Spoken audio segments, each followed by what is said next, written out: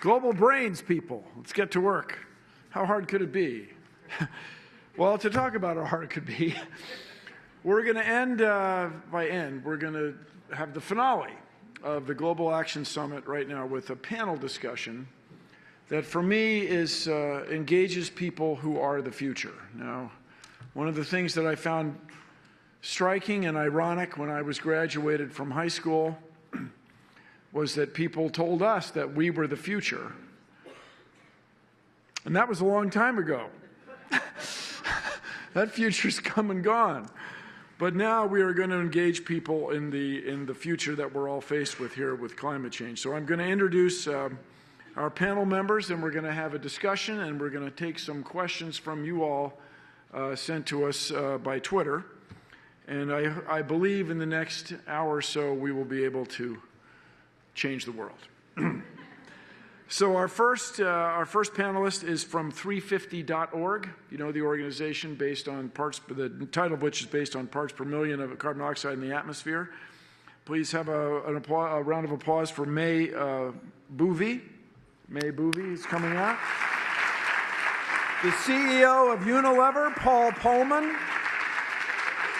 The United Nations Youth Envoy, Ahmad Alhendawi, and from an Action Fellow for the Alliance for Climate Education, Jasmine Gregory. Jasmine, are you coming?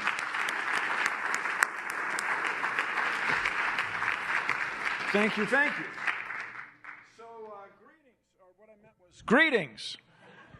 Welcome, and thanks for taking the time to talk about this. I'd like to engage each of you in the following few questions. You all represent young people. You all represent, well, okay, maybe. All of us. Yeah. Young at heart. But our thing is now we're calling, you guys are Climate Z, right? Yes. That's how we say it in the States, Climate Z. Yeah. We are enchanted with zebras. Many people are enchanted with zebras. But that said, you are part of the future, and you are concerned about climate change. So let's just come down here, and I'd like each of you to discuss what you feel the role of young people coming of age right now, both people who are still in university and people who might be just entering the workforce, and how you all are going to, dare I say it, change the world. Definitely. So I definitely think that as far as myself specifically, my role is more into climate education, specifically in and out of school. I think it's important to really educate our youth and our students, but also our minority communities as well, seeing as they are the most at risk in those first and worst communities, which are hit first and worst by climate change. Now, when you say school, how old are you talking about? People in college, university, or are you talking about people younger than that? All ages. I think it's important to start very young. If we instill these ideas young, it develops over time, and it's important because we are the future leaders. We're going to be soon sitting where the government officials are sitting now. We're going to be sitting where the teachers are sitting and where the doctors are sitting. So it's important that we educate ourselves now so that we know what we need to do to get to that specific goal, to reach that specific place. Do you have 2 or 3 things you try to get across in your curriculum? Definitely. I think the first is that, number one, just because you're young does not mean you do not have a voice and that you can't make a difference, and that it's important to make sure that you take that action, even if it seems small. The smallest things can add up to those really big things. And the second thing is that if you want something, you have to go out there and get it. So you have to step out. You can't just sit down and do nothing. That's the future, people. So, May, do you have specific things you get across? I try, and believe it or not, I am still a millennial. I have no problem with that. I'm at the top end of the range, I'm told, but I think that's great.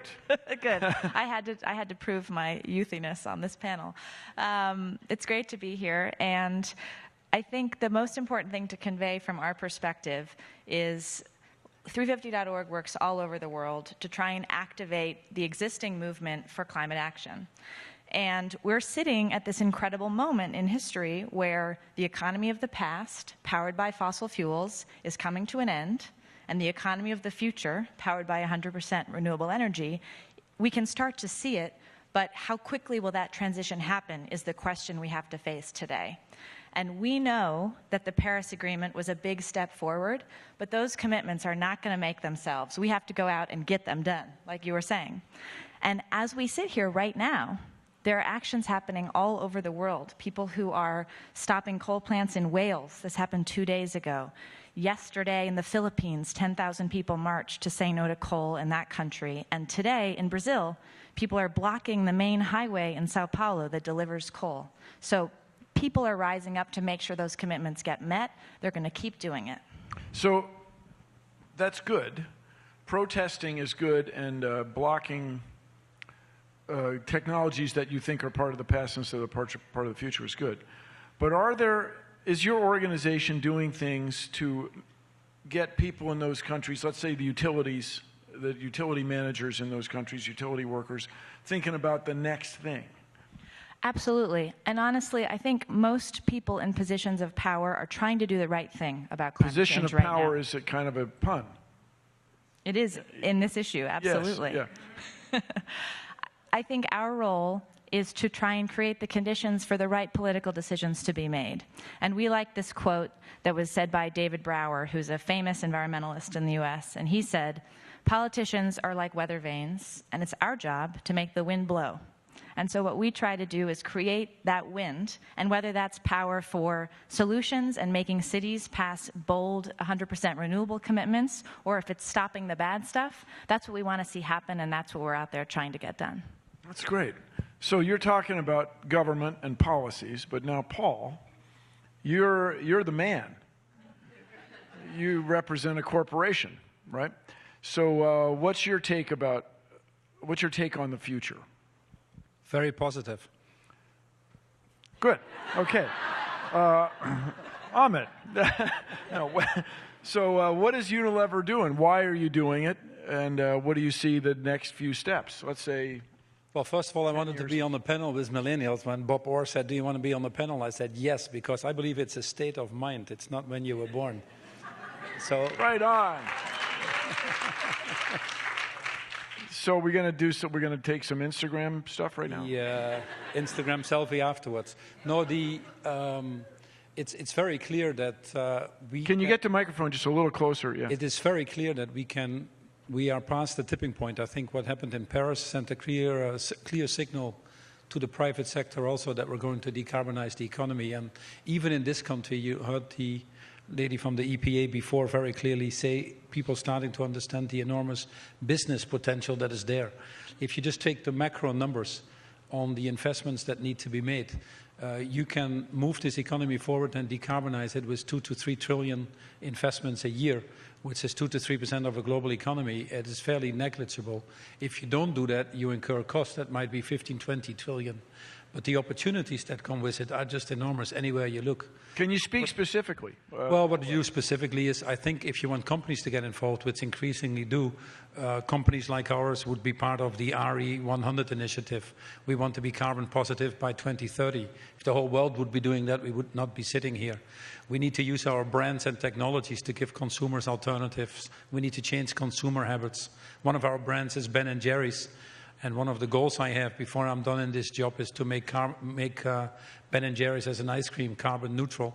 And then I can handle any argument if people say I can't do it. If an ice cream can do it, anybody can do it.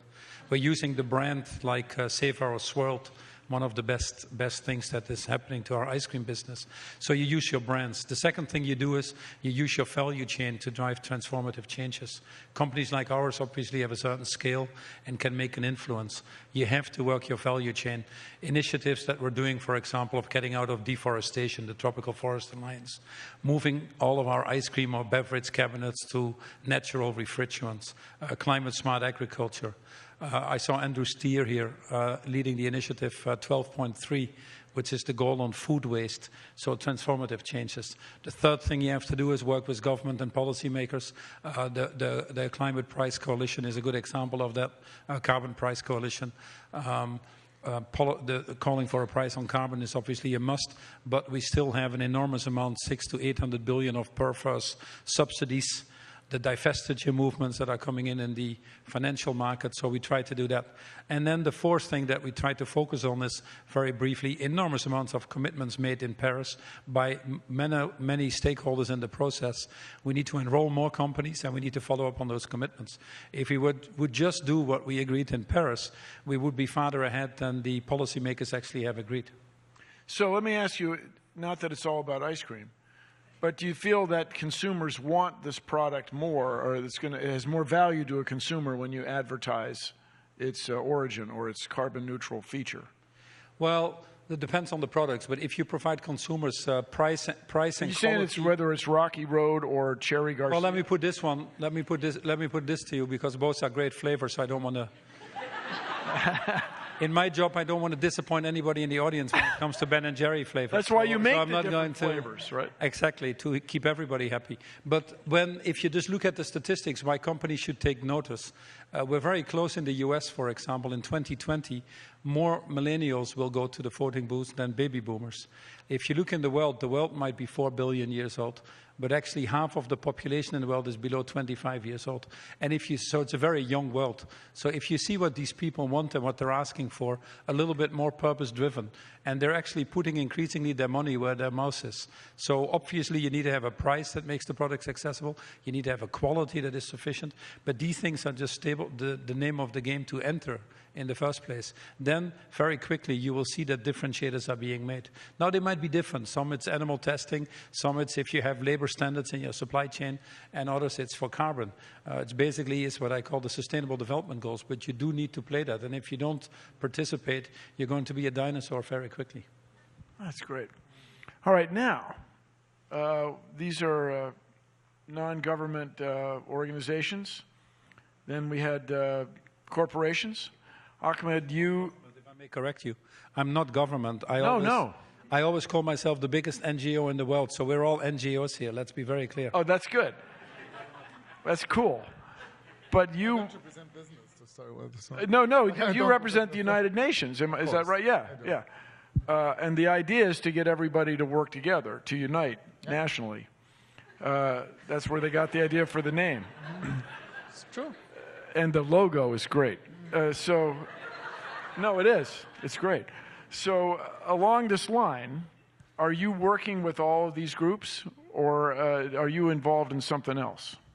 No, indeed. I mean, we have to work together. But first, I have to say, after listening to all the presentations for 2 days, I think I have overdose of inspirations to take actions and to go really with that. Yeah, you just want to leave, right? Yeah, you got to get to work, man. Let's do it. So let's finish it quickly. So, but the thing, I guess, for the United Nations, it's true. It's called United Nations because my understanding is mandated to unite nations based on the values of democracy, human dignity, and trying to seize the opportunities at the global level, mitigate also the risks, and tackle some of the challenges we face. And to do that, nobody can do everything, but everybody can do something, I believe. And there we have to work together. We have to come together as businesses and governments, civil society organizations, youth groups. But to answer your questions about youth and why they are important, I feel like we recognize so many people and heroes and sheroes who contributed to Paris deal.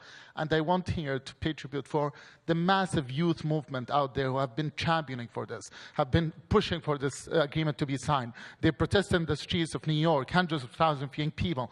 In Paris, 5,000 of them showed up, and they were talking about to all delegates, and their message was simple.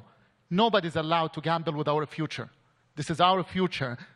Maybe this is negotiation for you, but this is our future. And nobody's allowed to gamble with the future of this generation of young people and the future generations. And to my surprise, actually, I was engaging with them yesterday. I sent them a message to all of them in this Facebook group called Yango. I told them I'm going to talk tomorrow to this session. I feel like, do you have any messages to me? Do you have any things that you would like me to share with this group? Just to be an envoy in youth. It means to be a messenger as well. So you have to deliver on their behalf.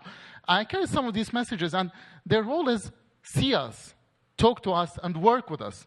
We were just talking about it with Jasmine and said, like, do you know what this of this generation, the so-called millennials or the Z generation, is when you think they are not good enough to have a say in their future. They are professional, they are passionate, but they are not professionals. They can't contribute. And we challenge that. And I challenge also the notion that this generation of young people are the future. What does that mean? Half of the world's population are sitting right now. Half of the world's population is under 25 years of age. In fact, in close to 18 countries, the life expectancy is below 40 or 45 years of age. So they might not even be here in the future. And we keep talking about them like the future. We engage in the future, and you are the future leaders. I keep telling young people, anyone that tell you you are the future, just walk out of the room and tell them we are coming back in the future. Oh, I blew They it. are not the future. They are right here, and they are demanding to be Here right recognized now. immediately. I think that's the message that I see with young So, people. Paul, how many managers do you have under 30? It must be, by fraction. It must be. No, we actually are a very young organization, believe it or not, and we are actually tapping into that enormously. If you actually look at some of the statistics, why that's important, if you talk to millennials, and the US is not an exception, less than 1/3 wants to work for big corporates. The trust is low. They don't see that anymore as a very cool thing to do.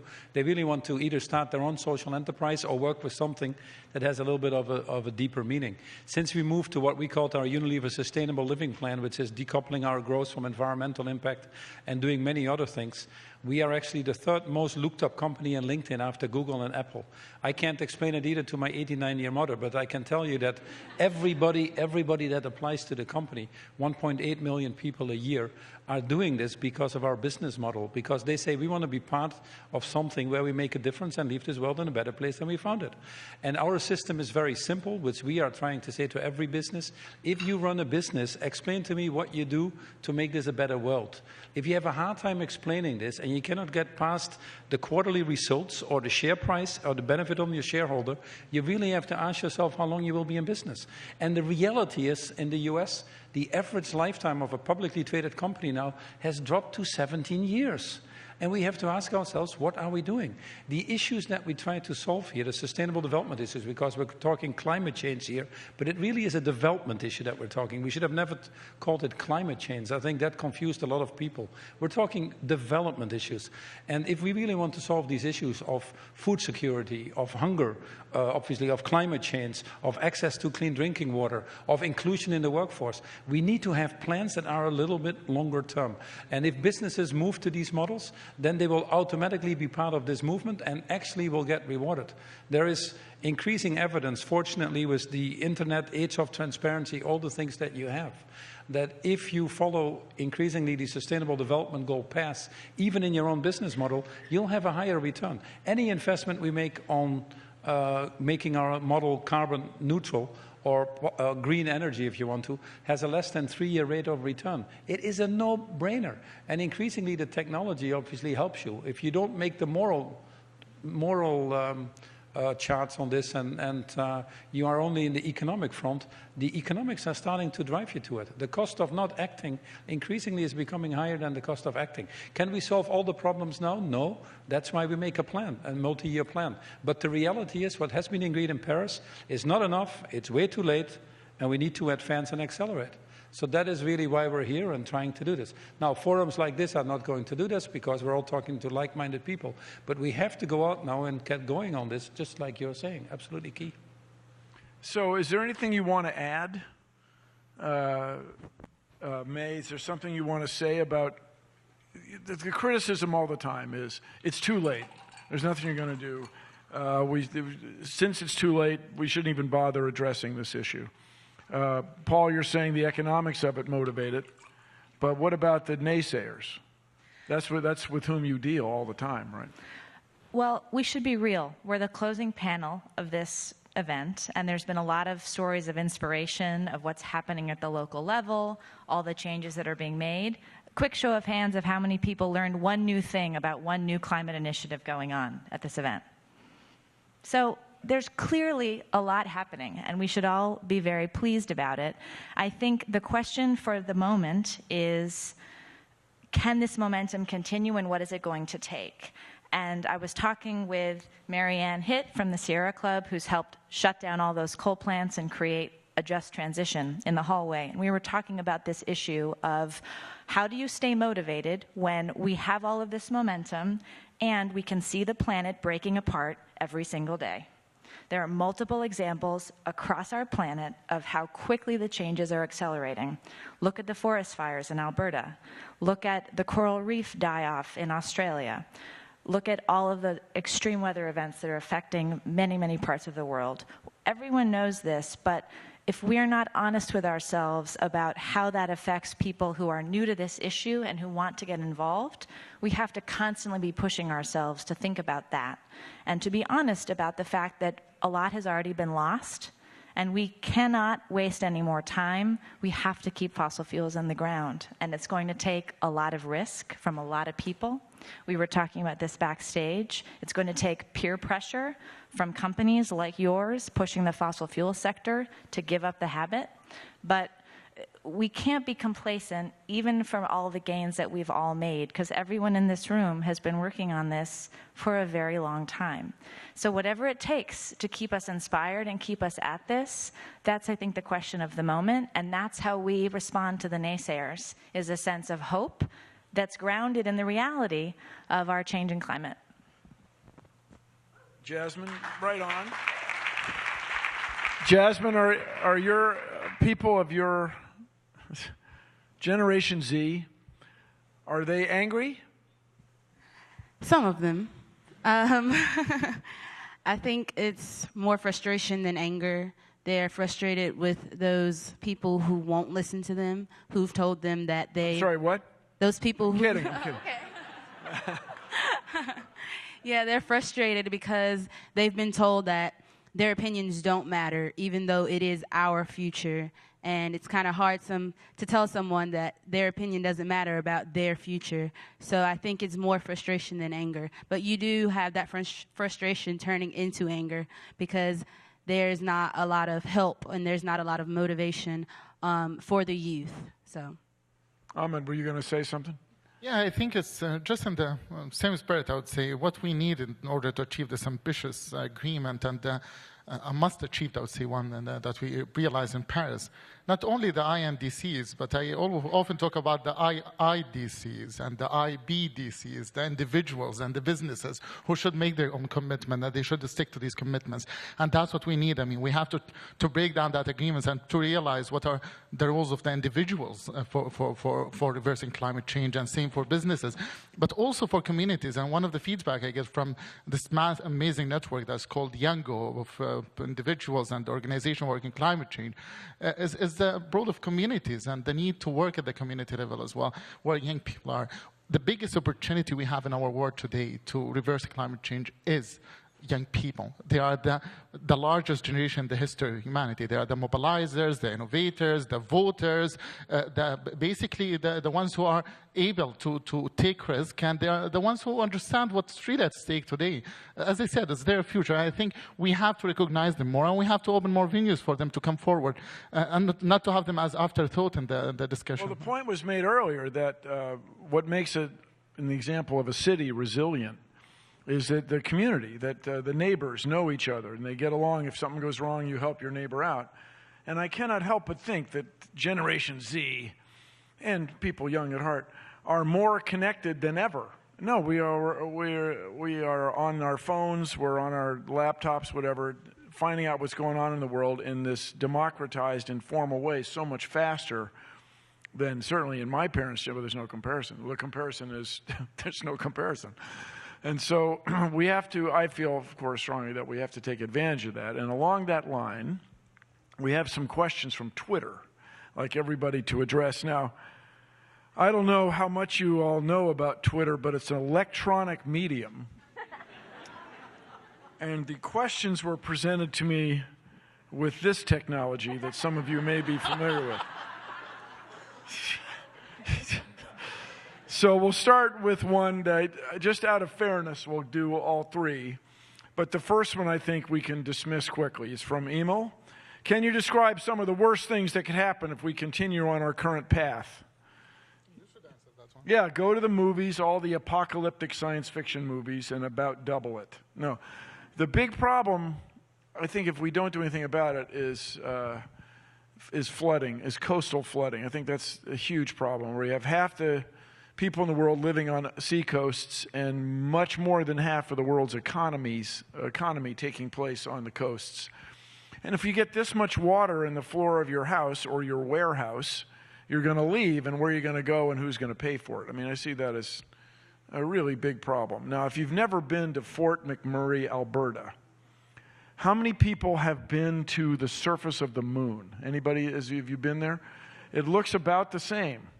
And now that it's burned, it's going to look like the surface of the moon with charcoal. I just can't get over how, wow, what an amazing disaster that is. And I think that's an example of, Fort McMurray, Alberta is in the boreal forest. It's in this remarkable, unique ecosystem that you would think was inherently moist. And by that I mean you would not think it was that susceptible to wildfires. And furthermore, it's not July in the Northern Hemisphere, it's mid-spring.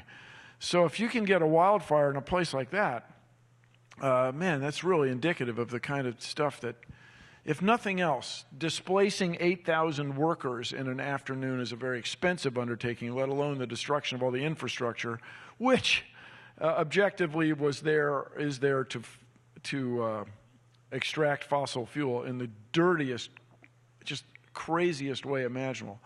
People I was there, and I'll finish with this, but people were there, discovered it in the 1880s, called it tar sands, and the guy they got all these leases to enable mineral companies to extract the tar sands. They called it tar sands, but now the oil companies try to call it oil sand. But if you pick it up, it's tar, and it takes about 30% of the energy in the tar to make it into something useful. And that whole place is on fire. Oh, man, oh, man. So that I see as a real traumatic thing. Then the second question from Twitter here. What's the carrot and stick for business action? What is the good and what motivates people, and what forces people to act in a good way with respect to climate change in business? Yeah, I have one quick comment on your first question, because I know if you sit in the US, you say flooding and you need to displace people. But this is an issue, again, if climate change continues above 2 degrees, insurance industries will not anymore participate. This world won't function without an insurance mechanism. And the whole economy would actually come to a grinding halt very quickly. The most important thing that is going to happen is more people are being pushed back into poverty. And the only question to ask anybody that has any doubts or is a naysayer, it could have been you. And that's why we have to work this. Now, what is the biggest incentive for business? Ultimately, we're not naive here. The biggest incentive has to be when the financial market is getting involved. We got in Paris $34 trillion of money on the management, calling for a price on carbon. We thought the divestiture movement would be about 100 billion in Paris. It ended up being 900 billion. I was in Norway on Monday with Erna Solberg, the Prime Minister. Their sovereign wealth fund now is accelerating their divestiture campaign. You see 57 companies in the US in the last 2 years in the coal industry have filed for bankruptcy. So when the financial market gets involved, there is momentum. That is probably the biggest thing that we can do. A price on carbon will certainly help, and it's not surprising that more and more in the financial market are calling for this. The Financial Stability Board task force that Mayor Bloomberg, our CFO, happens to be a co-chair of that task force, is putting in place to bring financial risk to the foreground. Forcing companies to publish that is a very good thing. Any annual report should explain what your exposure is and what you're doing about it. And you will rapidly see that with that level of transparency, you will accelerate behavior because it's happening already, I believe. Any company that discloses, takes risk away from the financial markets, as a result will have lower cost of capital and more likely a higher return.